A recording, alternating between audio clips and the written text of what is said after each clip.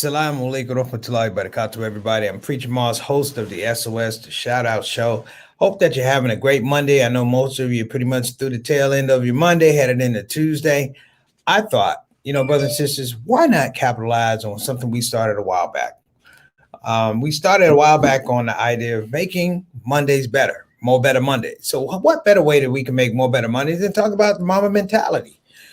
Several episodes ago, we talked about the Mamba Mentality in terms of this holistic sense, if you will, the modality of how you try, how you establish yourself, disciplines, all of those great things, how you challenge yourself. So I thought today we'd take a little bit of a subset from my Mamba Mentality, which really has to do with, number one, how we understand risk, and number two, how we engage talent, risk and engaging talent.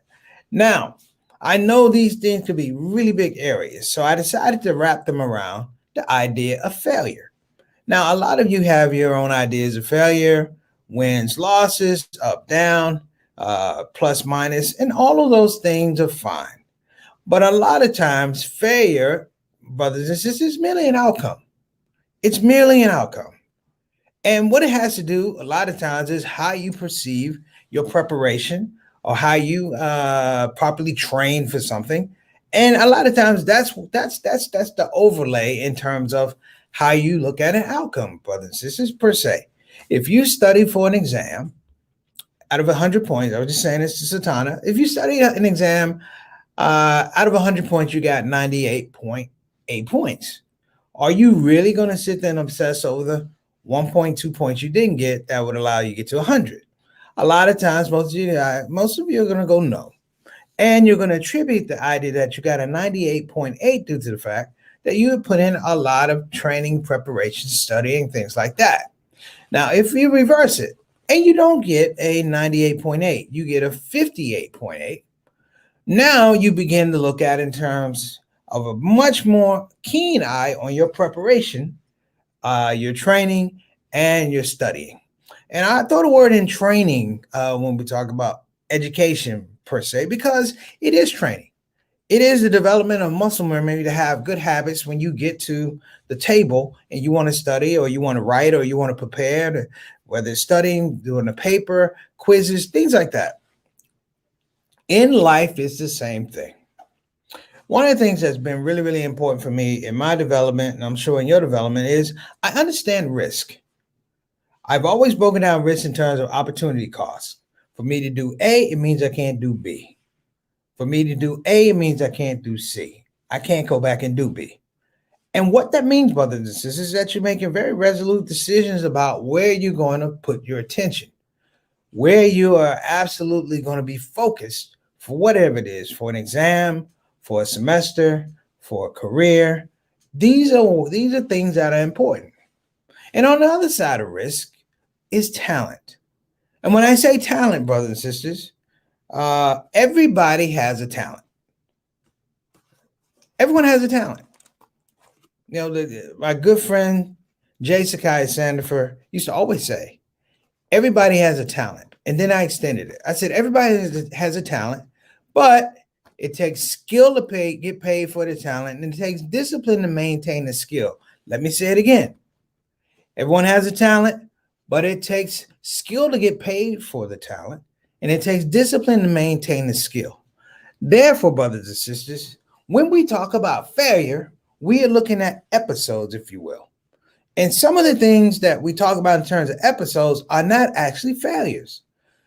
These are many times prescripted opportunities. I will tell you that I'm a big fan of when things don't necessarily work out. I'm not saying total disasters, but when I leave a little something on the table that I can learn from, that I can say, you know what, that thing right there, I could have done this a little bit better. I leave things on the table because I believe it's important to be self-critical. I mean, in a healthy way. I can tell you that sometimes I can look at a situation and say, I could have been better here if I had done something, maybe 10, 15 minutes more preparation in this space right here. And this is not being a comedian or things like that. This is being somebody who simply wants to be better than I was 5 minutes ago. I didn't say yesterday, 5 minutes ago. And so as we begin to gauge this whole idea of Mamba mentality, I found a couple clips from Kobe Bryant that kind of inspire me. And I'm going to tell you right up front, brothers and sisters, I don't have any personal Kobe Bryant stories like we hung out or he taught me basketball or I dunked on him. Nothing ridiculous like that. My engagement with Kobe Bryant, again, I've said this before, is the aspect that I knew he was a creative. I knew he was a creative. A lot of people in the creative community knew he was a creative. That there was something different that drove his narrative in terms of a business person, in terms of being a father, in terms of being a creative. Something built differently in him allowed him to see things differently. And we recognize that. We recognize it and we celebrate it. So for this short, brief time, brothers and sisters, I'm going to engage some of these things and hopefully I can share them with you. This is a show I don't really think you want to miss. I'm also going to recommend a book to you guys. It's called $1 Billion Losses. I got to get the title, the name of the author. But $1 Billion Losses, not $1 billion failures, $1 billion losses. Take notice of the language. In business, they don't call them failures. They call them losses. You're in the business of being a better you. Stop calling when things don't work out and don't meet your expectations. Stop calling them failures. Call them losses. Because it's easier to turn around a loss into a win. All right, let's get the show rolling. Preacher Moss, SOS, talk about Mamba Mentality. Let's roll.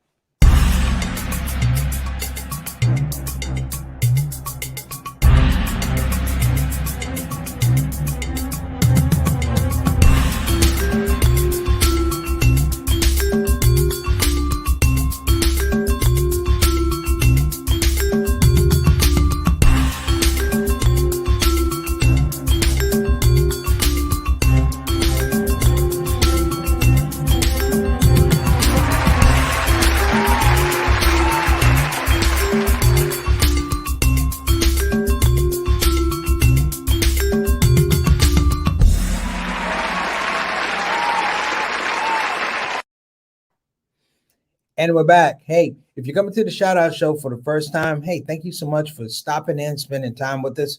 Some quick notes, share, subscribe, like if you're on YouTube or if you're on Facebook. We appreciate that. We need the views and the likes, just like everybody else. Also, if you have something that you'd like to share with our community, please get into the comment section. Don't be shy. Put your comment in. So Sister Satana will put it up on the screen and you can get your shout out. And if you are a returning member after a couple times, we will grant you the title of being part of the Shout Out Show family, the Shout Out Show soldiers, the people who really make this show happen, brothers and sisters, a dedicated bunch, an eclectic group of people, of intellectuals, and people that get stuff done. Let me introduce our stars in the building today because we got a lot to go over. First up, we got Sister Reed, Brother Derek Chase. He said, hello, family. It's Monday. Yes, it is. It is Mamba Mentality Monday. And we'll give another shout out to Sister Reed, who was very successful with her soulful creations. She did very well, brothers and sisters. The wise were sent out and goodwill was returned to her. We appreciate you, Sister Reed, and continued success. And shout out to Derek, too, who's out there in Baltimore. All right, next up. Altaf Rashid, if you don't know who he is, brothers and sisters, let me tell you, he is the Canadian ambassador to the show. Mr. 6 o'clock, straight up, straight down, always here on the Shout Out Show, on time, in the queue. You never have to look for this, brother. Wa alaikum assalam wa rahmatullahi wa barakatuh, Brother Altaf. Thank you so much for coming on the show. I really thought about everybody in the queue today when I was putting this show together. Just so you guys know, I do put shows together, but I thought about everybody in the queue, including Sister Satana, who's trying to stay awake behind the control. So if this thing goes black, she probably fell asleep on one of the keys, but we're going to keep it moving anyway. Good to see you, Altaf. Next up, oh, my sister is back out of Facebook jail. What's going on, Sister Rabina Chowdhury? Good to see you on here. I'm literally happy to see you on. She reached out to me on Instagram, IG, DM. We stay in touch. Good to see you on the show, Sister Rabina. Peace and blessings to you and your family. Wa assalamu alaikum wa rahmatullahi wa barakatuh. Sister Rabina is back. All right. And we got Sister Satana, who I've given a hard time to already about sleeping on the ones and twos, but I know she's going to keep this thing moving. I appreciate you, Sister Satana. And the only reason she's tired, brothers and sisters, is she works too much. And I want to say all these people that have Sister Satana on their committees and their forums and their shurers, will you pay my sister, please? Will somebody pay my sister? Oh my gosh, just something. And I don't mean a compliment either, but just I'm gonna give you the wah. You can't pay your light bill with the wah. Take care of my sister. All right. Shout out for Sister Satana. So let's get to this, brothers and sisters. I have Exhibit A on this conversation about Mamba Mentality. Now, I talked about risk and I talk about talent. Talent, risk, talent. All of these things are relative when you get to the aspect of what people commonly frame as failure. Risk is a way to somehow either avoid failure or mitigate failure. Avoid failure or mitigate failure. A lot of people think that talent will get you past failure. No, it will not. Brothers and sisters, too often, particularly in the African American community and the underserved community, we tend to look at failure the way it's been bought to us.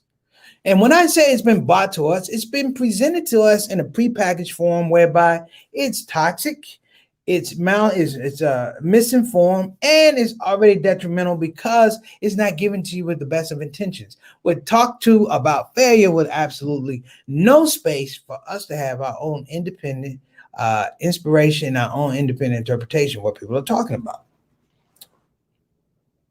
I think I just pissed off some people right there, Satana. But my point is, brothers and sisters, when you talk about failure, stop putting a period at the end of your efforts. Stop putting a period, put a comma. You know, is an and after the comma, also after the comma, but after the comma. Because failure is not really framed that way. It does not work that way. It literally does not, unless you're the one that's putting a period at the end of the sentence. Let me get into my bag right now. I'm going to show you a clip from Kobe Bryant. This is one of my favorite clips. And then I'm going to talk about a little bit about this book called $1 Billion Lessons. All right. So let me get into this really quickly. Hold on. And we're going to hop right into it. Types of players who love to win and players who hate to lose. Which one are you? I'm neither. Meaning? Meaning that, you know, I play to figure things out. I play to learn something, right? Because I think if you play with a fear of failure, or you play with the will to win, or that supersedes the fear of failure, I think it's a weakness either way, right? Because if you play with the fear of failing, you'll have the pressure on yourself to play, to capitulate to that fear. If you play with the sense of I want to win, then you have the fear of what happens if you don't.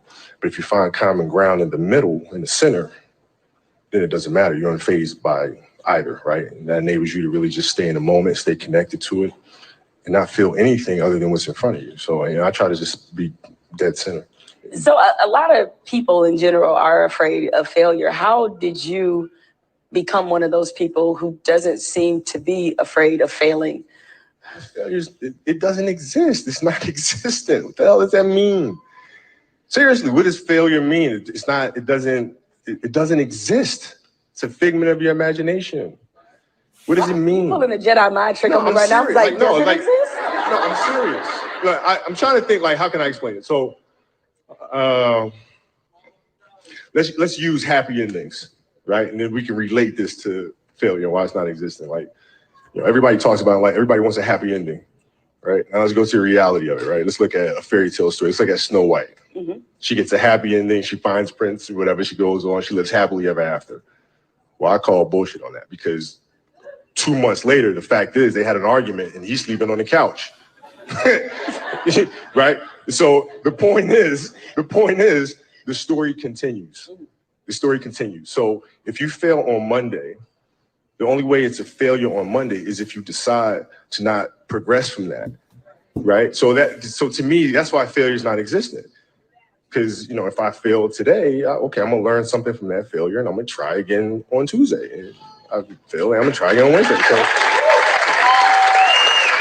it doesn't exist. You know what? should my ratings go in the tank? That's exactly what I'm gonna say to the bosses. Hey, it doesn't exist. Yeah, but you know what? We should try it again on Thursday. If your ratings go in the tank, and which they won't, but if they did, you had learned a valuable lesson. You had learned a bunch of ways of how not to make a show that sucks. So then the next one will be better than the last one, right? So are you telling me then, let's just say all the career statistics that you've compiled, they all still exist, still play for the Lakers, still, and all of that still happens. If you finished your career without a championship, you would not have looked at that as a failure? No, I would have looked at it as being extremely disappointed because I had a dream and I had goals that I wanted to accomplish, right? And if I don't accomplish those goals, I have to ask myself why, right? So from my position, the reason why I would not have accomplished those things is poor leadership, failure to communicate properly with my teammates to put them in positions to be successful, lack of preparation, all those things would be reasons why I don't win, right? So now, if that was the case, and in my career, I have to sit and I have to analyze that. And then as I move and I evolve, post basketball into business or whatever, those same weaknesses are going to reveal themselves there, right? So if I don't learn from that, I'm going to struggle here too. So what I love about that particular clip is in his space about self-assessment and being self-critical, you didn't hear risk, you didn't hear talent. You heard preparation, you heard assessment, you heard aspects of building towards an event, if you will, building towards expectation, if you will, as opposed to this very, very stagnant idea of failure. And I appreciated the whole idea of failure doesn't exist, because when you're working, brothers and sisters, and you're truly working towards your goal, failure doesn't exist because you didn't start out to fail in the first place. You start out with the aspect or concept of achievement. More so than winning, more so than acknowledgement, it is achievement. Oftentimes I talk to guys who are professional athletes, and a very good friend of mine, pro ball player, he and I used to laugh. And unfortunately, we had injuries around the same time. He is a professional athlete. Myself is a non-professional athlete. And it was funny. I said, when you did your rehab, how did you do your rehab? And he said, well, I got up early in the morning so that when I got out and worked out, that people wouldn't see me struggling. He said, so people wouldn't see me when I couldn't run. They wouldn't see me when I couldn't run, or they saw me when I could only walk around the track. He said, and I made sure that when people did see me, they saw that I had achieved something. They can assume that the work was put in, but looking at the end result, at least at this point in time, they recognized that I had achieved something. And I laughed. I said, for the injuries I have, I refused to run on the track. When I hurt a knee or pull a calf, I refuse to run on the track with his people. So I'll find myself summarily on a track at 4 o'clock in the morning, 4:15 in the morning. And I thought it was out of my vanity, probably is, but really was I didn't want to see people who could see me. These people don't even know me, but this is how personal it is. I didn't want to have people see me not being able to achieve what I want to achieve. Therefore, when I had shortcomings and things like that and it didn't work out, I was the only one that knew. It was between me and Allah. I was the only one that knew. And in that space, I could sit there and go, this is why I can't run today. This is why the knee is not correct today. This is why I can only do 4 miles instead of 5. And what happened was it grew, brothers and sisters, my own assessment system, my own apparatus of self-critique it wasn't detrimental to my character. It built my spiritual nature and understanding, saying, listen, it's okay that we're going to get to this point in time. But being able to have it in that space, around that track, in the dark, there's no one there, it renewed the idea that the achievement, brothers and sisters, was not pass, fail, win, loss. The achievement, brothers and sisters, is that you have established a new plateau. and you move further away from the disappointments, further away from the mistakes or the shortcomings, brothers and sisters. And the excitement was that I was going to be able to produce a product of myself that was better than any other version. And those are the things that kind of drive you. There's a book I'm reading by Paul. Oh my gosh, what's this guy name? Huh? I got to get names right, Satana. Paul Carroll and Chingamoo. That's his name. Chunkamoo is his name. And the name of the book is called $1 Billion Lessons. Now, I just picked this book up years ago in a bookstore. It has a yellow cover on it. It's totally annoying. $1 Billion Lessons. And they talked about how we learn from $1 billion lessons. They didn't say $1 billion failures. They said $1 billion lessons. And what was really important as I started reading the book, and I'm actually rereading it now, was the fact that it framed for me something that was really, really important. It framed for me, brothers and sisters, that all these people that we look up to, all these people that we bow down to, when you get into business language, you realize that every boss has a boss. That every boss has a boss. And that the engine of the bosses is not that they can manage things. The upper echelon of bosses, that they can manage ideas, that they can put people around them who have some ideas that allow them to look at the company differently. I have a production company, but when I first started Permissible Laughter Media, and Satana will vouch for this, it was this concept that we were going to get someplace, that the work had to be put in, and when the opportunities presented themselves, we'd be ready. I mean, all of y'all have been on this whole chase of the Shout Out Show. Episode 1 was this idea of, Satana, let's just get it out. And we'll learn from the mistakes that we didn't do. And the fun part about it, at least for me, was I look forward to it not going well. I wanted it to go well, but I look forward to some parts of it not going well because, again, I want to make sure that I left something on the table that I can learn from. And little more, here and there, you begin to frame philosophy around the cameras and how we do shows, and we learn the technology, and we do different things with our platform, with the StreamYard platform. We've done different things, brothers and sisters. Many of you may not even know. And it doesn't matter, because creatively, brothers and sisters, we kind of took things off a mantra of pass, fail. It was pass, and if you don't pass enough, go back and learn how to pass more. And in this whole aspect of pass, we remove the fail because it becomes pass and pass it on. Pass and pass it on. That, brothers and sisters, is part of the Mamba mentality. If you look at Kobe Bryant in his later years, once he left basketball, what did he do? All this information he had accrued about basketball and the nuances of playing and championships, he took all that knowledge and he passed it on. And that, brothers, is the true measure of being able to understand risk and talent as things that should not, brothers and sisters, totally frame your effort or totally frame what your achievement is going to be. No, I am a product not of my wins, but I'm a product of my losses.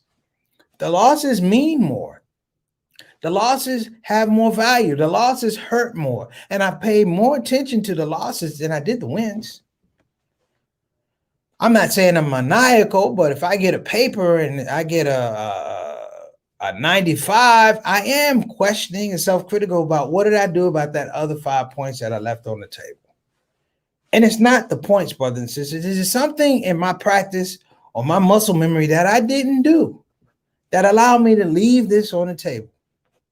Now, this may seem like a lot, brothers and sisters, but when we talk about this book, $1 Billion Losses, you know what it was, brothers and sisters? It was people that were stuck in a certain type of inertia. They knew they were losing money. They knew they were losing money. They engaged strategies that didn't work. They had the data that said, most likely, this is not going to happen. It's like people who open restaurants. What do they tell you guys about restaurants? Restaurants have the highest risk of failure. Failure. But they can't tell you when you're going to fail. They can't tell you how you're going to fail. They can't give you all these specifics, but they give you this bludgeoning of a word, which is failure. And brothers and sisters, you know what? It's funny when you get in the business world, it's profit and losses. It's P&L statements. It's not success and failures, it's P&L statements.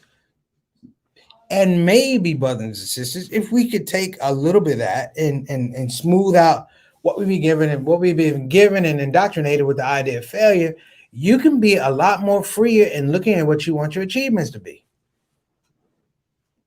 You know, I owe this talk in some regards to my first year class at 20. It was I taught at 27th Street School in Milwaukee, and I remember talking to my students, and someone brought up the idea that we were losers. Now this is tough. Kids who are talking about they're losers in the 4th, 5th, and 6th grade. And I said, well, we're not losers. And they said, no.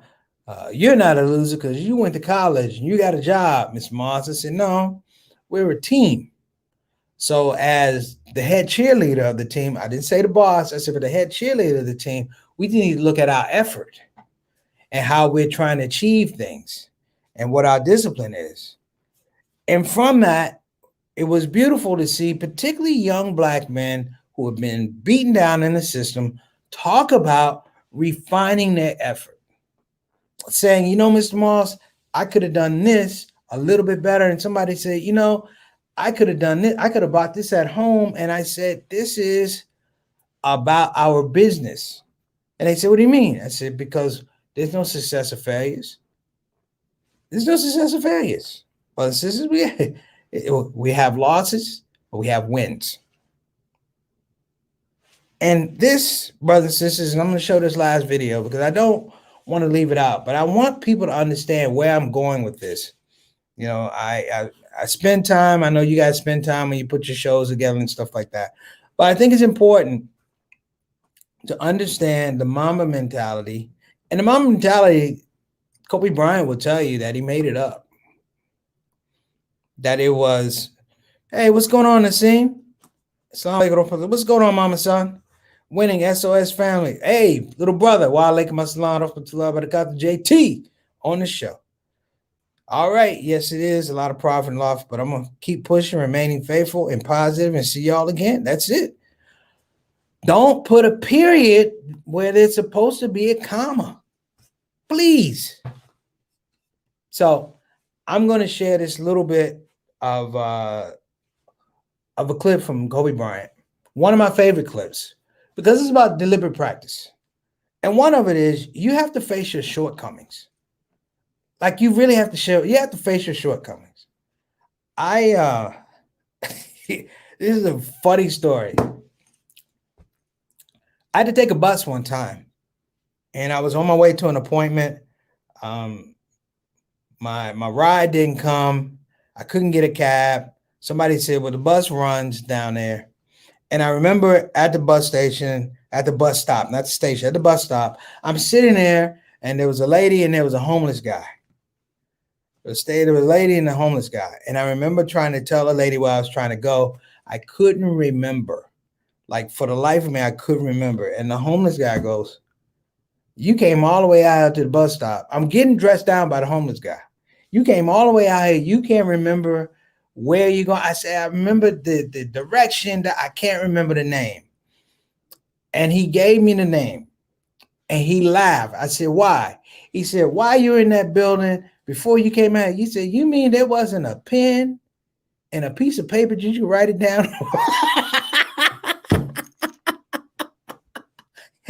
I said, you know, you're right. And then he reached into his cart and he said, here's a pen. Here's a piece of paper. For that, my man got $20 from me. Why? Because he was 100% right. I mean, my process was all these things, and here I am doing all this stuff, trying to rely on my memory that I know is shaky. And then the guy goes, "You mean it wasn't a pen and paper for you?" And I laughed, and he told me where I was going. And brothers and sisters, I appreciated that, man. You need that. So I'm gonna let us go out on this. Actually, let me give a shout out to our sponsors because we're gonna rock out on this one. We're gonna go to black after this. We're gonna give a shout out to BeFinanciallyIndependent.com. Again, that's BeFinanciallyIndependent.com. You can call 1-888-496-6845. Again, that's 1-888-496-6845. You can talk to the boss. It's a minority-owned business. This is Maxine BK Esquire, trying to get you, break everybody out of the slavery of debt. I keep telling you, you gotta, if you want to know about your finances, go to somebody who talks about finances. That's it. Also, we can give a shout out to Bayan Islamic Graduate School. Bayan Islamic Graduate School. If you're thinking about getting a quality education at the graduate doctoral level, you got to give Bayan a shot. Go to bayanonline.org. Again, that's bayanonline.org, and check them out, brothers and sisters, and let them see what they can do for you. Okay. They got some great lectures there. Check them out. Okay. So I want to thank everybody for coming on the show. We normally don't do this, but I'm going to show this clip and we're going to go to black after that because there's really nothing else left to say. The only thing I can say is thank you. Thank you, because we can get in shows and talking, and sometimes you can forget to thank people. And when I say thank people, I mean the homeless brother's name is DeMarco. So DeMarco, I don't know where you are, brothers and sisters, brother. I want to thank you for giving me that piece of paper and that pen that particular day, because you know what? DeMarco was right, because when I got to where I had to be, guess what I didn't have? Pen and paper. And I wrote my notes down on that little meeting. And I want to thank, because it's people like DeMarco, brothers and sisters, that keep us grounded. So let me get into this thing. I appreciate you, everybody. We're going to sign off of this. Have a wonderful day. Assalamu alaikum wa rahmatullahi wa barakatuh. Sister Rabina, thank you for coming on the show. You stay out of Facebook jail, sister. Stay out of Facebook jail and keep us out with you. All right, brothers and sisters. This is Kobe Bryant talking about the truth about losing. It's exciting when you win. It's exciting when you lose, because the process should be exactly the same. But the hardest thing is to face that stuff. I'll give you an example. So Katie Lou Samuelson is one of the best college basketball players in the country. And they just had a really tough season last year, really lost to Notre Dame in the finals. And so I asked her, I said, have you watched the Notre Dame game? She was like, no. Well, why not? The mistakes that you made in that game, you have to do the hard stuff and watch that game and study that game to not make those mistakes over and over again just because you weren't brave enough to face it. So she came down to the office. I brought her down to the office and we sat down. We watched that game together. You got to deal with it. You got to deal with it. Face it, learn from it. You look at it and say, oh, there's the mismatch. Oh, there's the gap, and all those little things. And it sucks. But you don't want to have that feeling again, do you? Right? So you got to really study it, face it. And not to say you'll win the next time you face it, but at least you'll give yourself a better chance. Yeah. Because a lot of times the game starts moving really fast.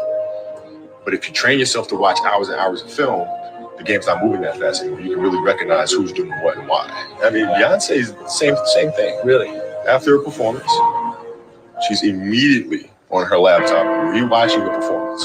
Yes, seeing how to do things better. What could we have done differently? Understanding that nothing is ever perfect.